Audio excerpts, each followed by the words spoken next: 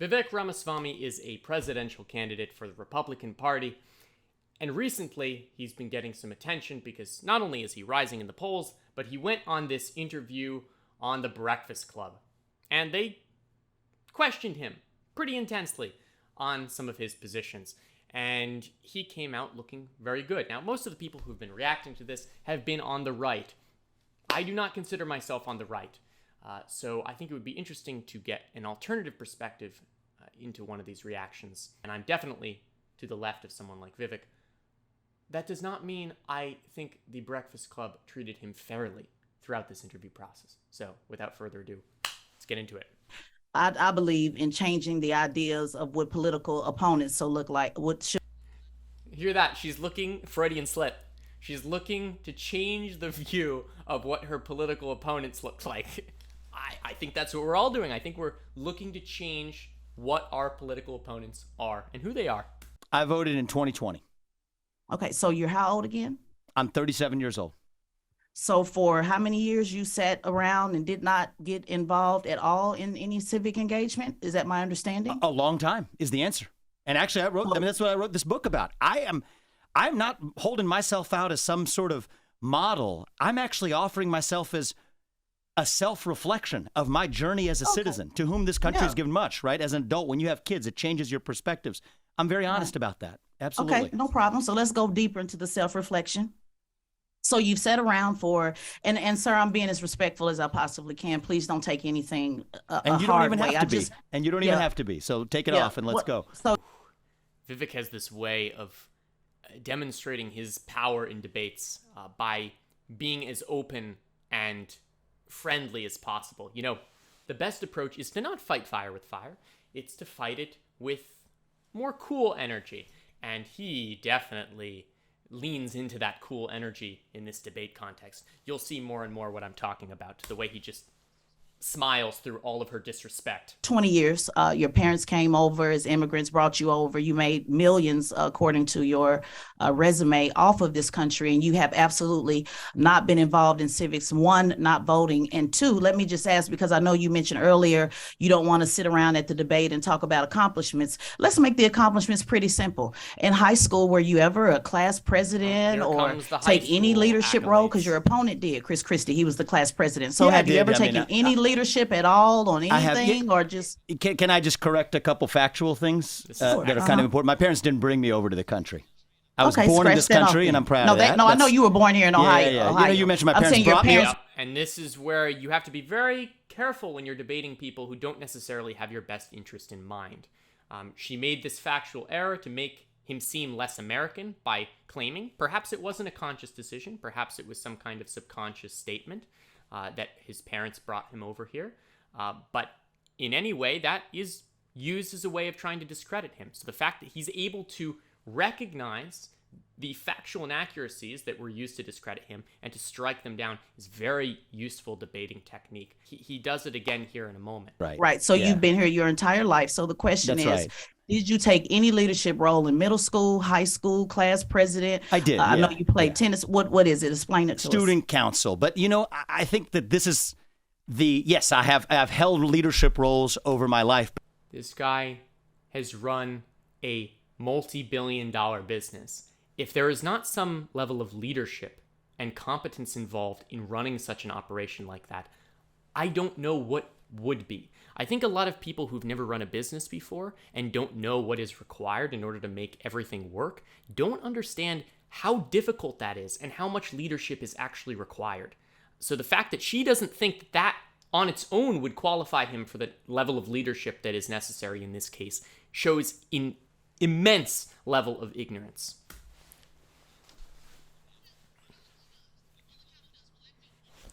Meanwhile, she's talking about what positions did you have in high school and middle school. How is that relevant? Because when you go from saying I want to go to the highest office, and I'll tell you, I've led companies as well. Is the other leader? Right, the main leadership role I've played is and I want to talk about one early part of your premise that I also want to say, to bring it to the country point. The other point, you use the word sitting around. You know, she did. She used the word sitting around. This is another great example. I'm not somebody who's saying I want the next generation, my kids' generation, to have more civic duties when they graduate from high school and college than I did when I did. That being said, I wasn't sitting around.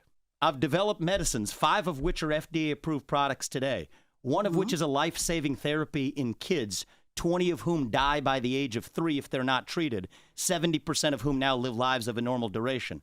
Another one for prostate cancer. So I don't apologize for making contributions, but... Right. And this is exactly what her whole claim was trying to assert, that he's just not really contributing to society in any kind of meaningful way, that he's been sitting around. The fact he takes the time to correct that misstatement is very, very key. When someone's trying to discredit you, they will use this kind of language that is not necessarily representing your character as a steel man. They will try to strawman you. That's exactly what she did here. Well, I don't want you to filibuster that No worries. because Just that's not sitting- the question that I asked. And I don't consider, as a veteran, I'm talking about service. I'm not talking about what you Civic did for service, profit. I'm not talking about what you paid people to do with your So company. I've I'm not not talking served, about I've that. not served. And she's not really precise with her language, because she's saying, sometimes talking about civic engagement, sometimes she's just saying service. And his point is that he has contributed. He has shown some kind of service. It's just not the service that she has partaken in. Right? Her own perspective on service is that she was a part of the military, and that was not something he was a part of. But he developed life-saving drugs. That's a contribution to society. And I don't think she fully appreciates that as a legitimate contribution. Not serve the country Because that in the way means you nothing have. to me. You do What I'm realize talking, she means hasn't what nothing. I been am, able to ask a Hey. question. She's been trying to Go ask for a it, question, yeah. and you've been talking over. I'm and all ears. We gave you the platform to let you say Being a what little you said. defensive. I'm all ears. She No, I hasn't- was just she hasn't- correcting a couple She hasn't had a chance facts, to that's ask all. a question yet. Every Go time ahead, she Ted, tries ask to the ask a question. question, you've been cutting her off. Good. when I say sit around, I don't mean you haven't done anything. I'm talking about in regards to service. Because one thing about political office, the same way that you want to change how people look at Service, such a vague term. In regards to service, what do you mean by service? If you're talking about your own conception of service, what you participated in, then yeah, no, he hasn't served in military combat. But again, we're not all going to be doing the same thing. Like, why would you think that his contribution to society, that his form of leadership, is any less valuable than yours? How could you say that?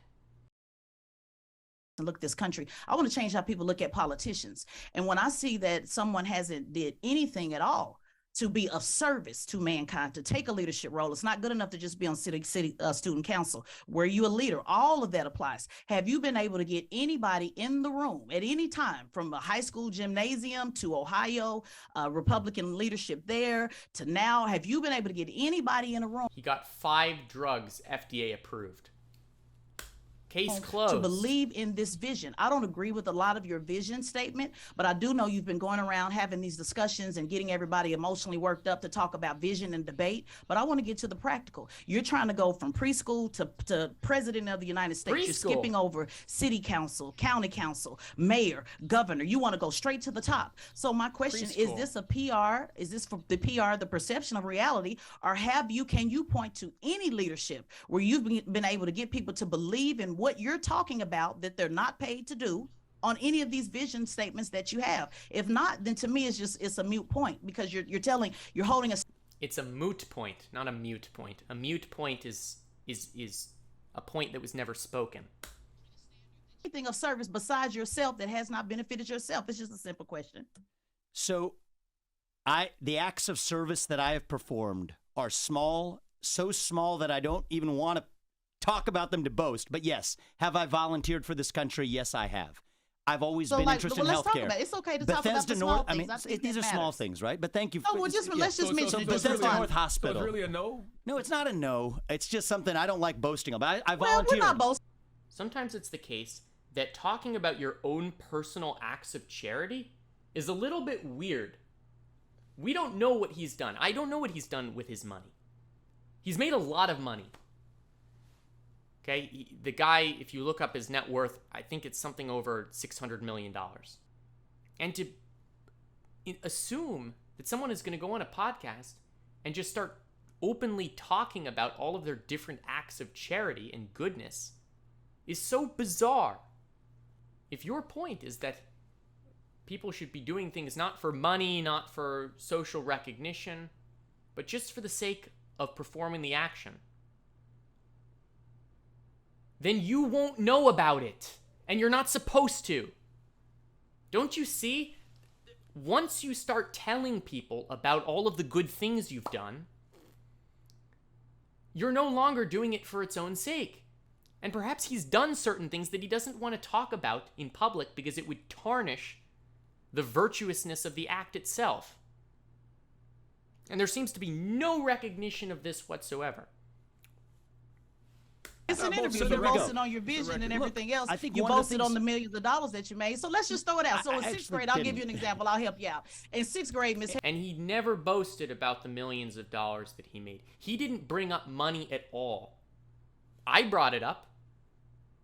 He talked about how he made 5 FDA-approved drugs that saved lives, some of which are very young children. I remember him saying that. I don't remember him saying anything about all the money he's made. Because to be honest, though it's something that he benefits from, it's probably not something he particularly cares about as a representation of who he is as a person. He probably cares much more about what he does with the money and what he contributes to society than how much money he's made. He didn't bring it up. You brought it up, which means that in fact, it is not him who cares about bragging of all the wealth that he's generated. It is you who are envious of that money. A clear instance of psychological projection. I'll tell you. Miss Harris was Let me give you an example because maybe you're confused. In the sixth grade, Miss Harris was snatching papers from everybody in the classroom. So me as a 10-year-old, I went to the principal and said, I'm tired of Miss Harris snatching papers. And I organized the students around getting Miss Harris to stop snatching papers. Now, there was a consequence for that. I got suspended for 5 days for talking back, and I got in trouble. I got a spanking, and I was on punishment for months and months. But that is a simple way of organizing people. So I want you to kind of boast about it the way you did the millions of dollars and said what you did with the drug, the pharmaceutical companies. What leadership? And just so that everyone in the audience knows, when I was in first grade, someone snapped one of my pencils. Another kid took one of my pencils and he snapped it. And I said, don't do that. That's not very nice. Can you point to that you've been able to rally anybody around anything that is of service that you did not pay anybody to do? I think that's important for the next president of the United States. Sure. So I've always been drawn to healthcare. That's why I ended up founding companies in that space. When I was in high school, part of what drew me into it was that I was a volunteer at a local hospital. I actually became the leader of that group of volunteers that actually discharged women who had recently given birth. That was it. Nothing big to it. Did you do anything we can point to stand out? But I want to say something about that because I say that in the book. If I'm being really honest, why did I do that in high school? A part of the motivation, I'll be just brutally honest with you, was part of the motivation was that's actually what allows you to get into a good college when you graduate. Is you want to check the box of community service. So it was about you. So there was an And she's going to try to take that vulnerability and use it against him. Just know, look, I have very different political perspectives, for the most part, from someone like Vivek. I don't know what Vivek's perspective is on universal basic income. I don't know what his perspective is on the legalization of psychedelic substances, or at least the decriminalization of them. I don't know what Vivek's perspective is on limiting the power of big tech companies, but that's not what this is about, okay? You can disagree with a candidate on their political positions, but you still have to treat them honestly within conversation and not pull dirty tactics like leveraging their vulnerability to degrade them. That's horrible. And if you're representing the left wing in that way, it makes us look bad. I agree with you on that. What I just heard is that everything is about you. And to be honest with you, this is just a PR campaign, sir, to be honest with you. And I think you're trying to go further to the right because you want the Republicans to accept you as a man of color. And I think the only way you think you can do that is to be so extreme. That's a great attempt of psychologically unpacking who he is. But you have absolutely no basis for that claim. That it's just a PR campaign to benefit himself? Why are you so confident? Because he's a wealthy person running for president? Has Donald Trump damaged your perception of all potentially wealthy people running for president to such a degree where you just assume every single person in that position is going to be as morally dubious as Trump? Really? A PR campaign. I appreciate your opinion. With your positions, and I think you need to do a little bit more work in service. I'll give it back to you Let guys. me You failed the test, ask, by the because she way. did ask me a question, and then you guys said you wanted to hear a response, but I think I heard an expression of opinion.